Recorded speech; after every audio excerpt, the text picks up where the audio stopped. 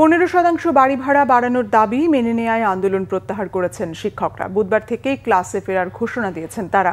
গত কয়েকদিনের আন্দোলনে শিক্ষার্থীদের ক্ষতি পুষিয়ে দিতে বার্ষিক পরীক্ষার আগ পর্যন্ত প্রতিদিন শনিবার অতিরিক্ত ক্লাস নেওয়ার আহ্বান জানিয়েছেন শিক্ষক নেতা দেলোয়ার হোসেন আজিজি। রিপোর্ট করছেন ইমরুল কায়েস। বাড়ি ভাড়া সহ অন্যান্য ভাতা বাড়ানোর দাবিতে কেন্দ্রীয় শহীদ মিনারে গত 10 দিন ধরে আন্দোলনে এমপিওভুক্ত শিক্ষকরা। অবশেষে সুখবর পান তারা। মঙ্গলবার দুপুরের আগেই বাড়ি ভাড়া 15% বাড়িয়ে প্রজ্ঞাপন জারি করে সরকার। এতে আন্দোলনের স্থান পরিণত হয় উৎসবে।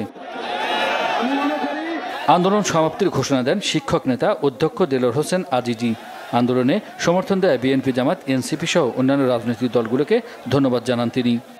আন্দোলন করে সফল হয়ে প্রজ্ঞাপন নিয়ে বাড়ি যাচ্ছে আলহামদুলিল্লাহ। আমাদের সকল আন্দোলন কর্মসূচি আমরা প্রত্যাহার করছি। বার্ষিক পরীক্ষার আগ পর্যন্ত যে কয়টা শনিবার আছে আমরা এই কয়টা শনিবার আমরা। এ সময় সন্তোষ প্রকাশ করে সবসময় শিক্ষকদের পাশে থাকার ঘোষণা দেন আন্দোলনে সহমর্মিতা জানাতে আসা এনসিপি নেতারা।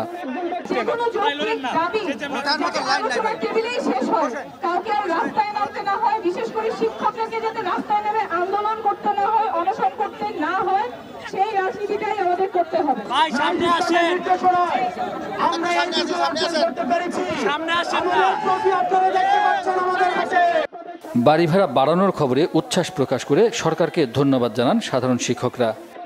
আন্দোলন এবং অনশনে থাকার পরে আমরা যে আজকে বিজয় অর্জন করেছি, এটি হচ্ছে সমগ্র শিক্ষক জাতির জন্য আনন্দের। দীর্ঘদিনের একটা বঞ্চনা থেকে অন্তত আমাদের একটা প্ল্যাটফর্মে আমাদের বাড়ি ভাড়ার যে ধারাটা অব্যাহত হলো, আশা করি এই ধারার মাধ্যমে একদিন জাতীয়করণ হবে ইনশাআল্লাহ। আমরা ক্লাসে ফিরে যাব, ছেলেমেয়েরা প্রাণ ফিরে পাবে। আমাদের আগামীতে পরীক্ষা রয়েছে। আমরা খুশি, সরকারকে ধন্যবাদ জানাচ্ছি।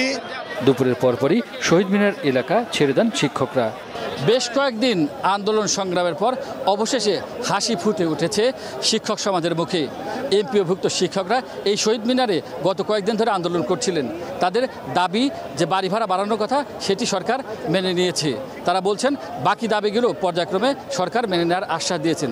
তাই তারা আন্দোলন শেষ করে ক্লাসে ফিরে যাচ্ছেন। ইমরুল কায়েস, বাংলা ভিশন, শহীদ মিনার, ঢাকা।